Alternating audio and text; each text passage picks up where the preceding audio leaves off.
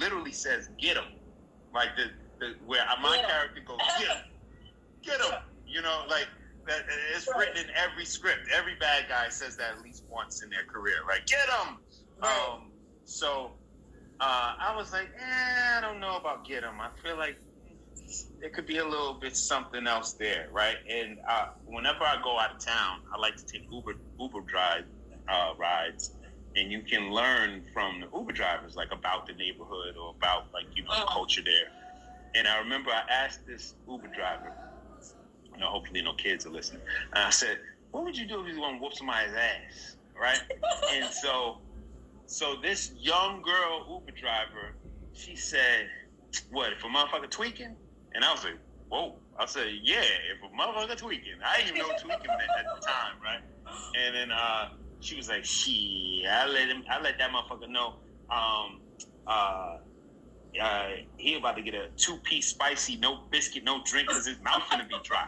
And I was like, "Oh my God, that's gold right there." So I remember I didn't even have to write that down. It was so ridiculous.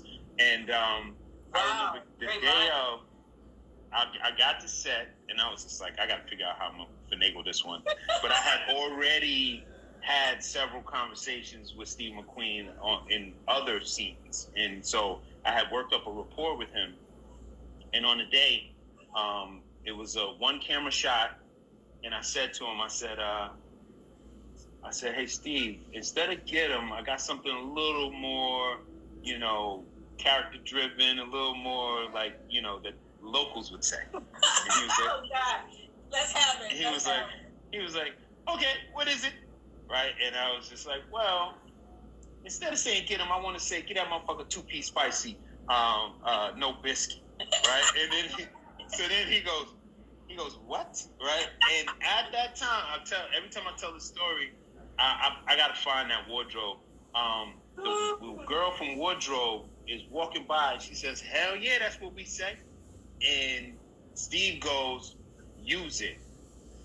Wow. Use it.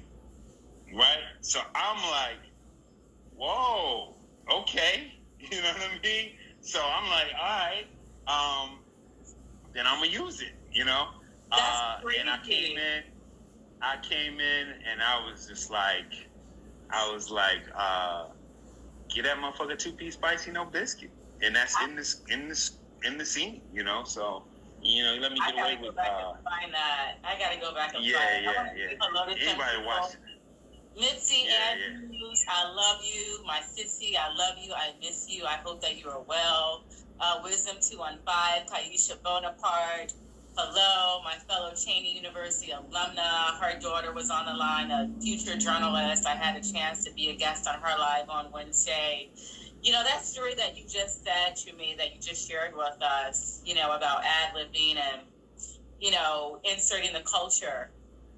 Jamie Foxx had a similar story when he was in Ali, something to the effect of like, when Black people see other Black people, it doesn't matter what their socioeconomic status is. We all are super familiar. He was just like, so when we're walking through the streets with Ali, Black people are going to come up to us like they know us, because that's what Black culture is, and so he had to make sure that was implemented in the film. Like Black people, they may not go up to a white person who's a big name artist or talent, but if you walk through a Black neighborhood, it doesn't matter who you are. Black people are going to be like, hey, like, what's up? So I thought that was really interesting. You trained with Susan Batson. Susan Batson is one thing. Yeah, she's Susan Batson as in play. What was it like working with her and training with her? Have you been with her throughout your entire career, or you just call her the projects? My very first acting class was with Susan. And Susan also worked with Nicole Kidman. You guys, she's worked with a lot of big name people in the industry. So, if you're an actor and you're looking for private coaching, reach out to Susan Batson. She does have a full team. She's amazing. Yeah. Go ahead. Yeah, it's a lot of awesome instructors. A lot of actors feel like, oh, I want to study with Susan, And then they get to the school and Susan's not available because she's off working with Nicole Kidman or Oprah or somebody like that. They feel like, oh man, I'm not going to get the experience. But, honestly, some of the other instructors are just as good. Her son, Carl, is excellent. There's a bunch of guys over there that I learned a lot from, and I always try to go there. At least, if I don't get to take a class, at least go in and say hello. I feel like it's like going home,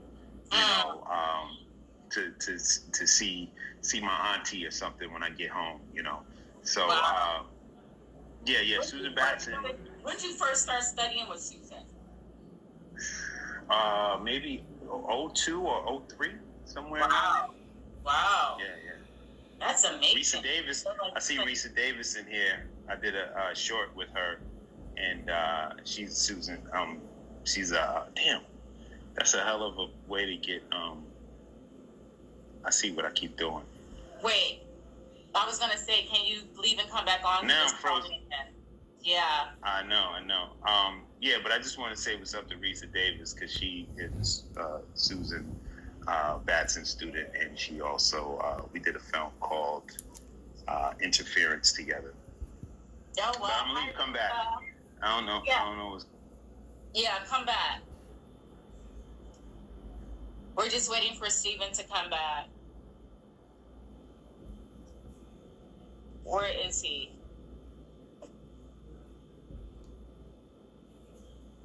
You put in witness protection mode. Okay, here he is. He's back.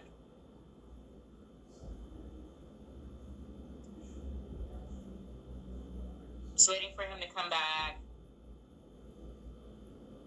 See what happens. There he is. When I try to read the comments, I get in trouble. Oh, wow. I get frozen when I read the comments. Oh, thank you so much, Quinn. Quinn loves the interview. Thank you so much. Quinn, that's a good brother, man. It's a good guy. Oh, did I call you? I'm sorry, your brother. Thank you so much, Quinn. Yeah. I appreciate the compliment. So I want to talk a little bit about Bert Hunter, your character on Luke Cage. Okay. Yeah, Bert's father was murdered, and they weren't really your character. From what I understood, there was a lot of unfinished business, with that, and it wasn't until after he passed, and the other characters were like mourning him that you realized you were able to see him in a different scope, and you had a son of your own, so now you're looking at fatherhood differently. Let's talk about what fatherhood means. Father's Day is less than a few weeks away. We have a lot of young Black men who are still getting shot down. Let's just talk about the importance of fathers, and that role, and really stepping up, and being a father, not just to the men, but the daughters too. We need a male presence. Yeah. Yeah. Well, in that project, I got to play the son of one of the main characters that ran Pop that ran the barbershop. Yeah. And played by Frankie Faison, which was pretty cool. It's been really great to work with him because I remember a long time ago seeing him. I saw him in the elevator when I was going to do an interview. I mean, not an interview, for audition for The Express, wow. the Ernie Davis movie. And I remember I was in the elevator and I had a football with me and I had it like tucked. And I was going in to play an audition for the role of Jim Brown. I didn't get it, but I went in for the role of Jim Brown. I remember seeing him on the elevator, and he said to me, "Oh, young man, you came prepared." And I was like, "Yeah, I'm ready." You know what I mean? And I just remember talking to Frankie Faison in the elevator and being so excited about that. And then, wow. Years later, I still didn't get to work with him, but I played his son in that scene. He wasn't there that day, obviously, but I played his son. And another cool guy, Ron C. Jones, who you want to talk about. He plays an iconic father on TV on This Is Us. Yeah, I love Ron C. Jones, man. Yeah. But he's an excellent actor, and I met him one day. I needed a key for my apartment and an extra key for a roommate or something like that. And I happened to go into a mom and pop shop hardware store in my neighborhood. He had just moved in to a neighborhood in East Harlem, like a building around there. And he was in there getting keys for himself. And I saw him and I was like, yo, I've seen you in a million plays. He's might be one of the coolest. He's like a transplant. It's like somebody picked him out of the 70s and dropped him into the present day. You know what I mean? Yeah. So Ron had said, Ron was like, oh man, Steve, oh thank you, brother. Oh man, thank you, man. So what was really cool was to do that scene, and at the end of that scene, I walked down from giving this eulogy of my father, and I give this bear hug to Ron C. Jones' character, and it was like, for me to do a monologue in front of him was, oh man, that was just such a gift. And then to come down from doing the monologue and get that and get a big hug from him, and him literally tell me in my ear, like, that was excellent, Steve. Oh man, that was beautiful. But like, not in character, but like, he's in character, but also just telling me that, you know what I mean? So that was a beautiful thing. And then I also want to give shout out to Ninja DeVoe, who I met that day on set, and she's a great friend of mine still to this day. And we cast her in a short that I did called Tales from Shaolin. As a matter of fact, it happens to be right here. Wow. Tales from Shaolin. Oh, yeah. And Ninja DeVoe is in that. And you guys can find that online. It's pretty easy to find online. Tales from Shaolin.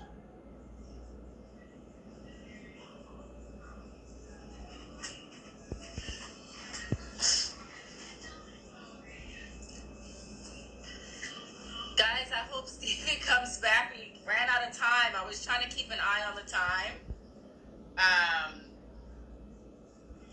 That often, this is the second or third time this has happened to me on an interview.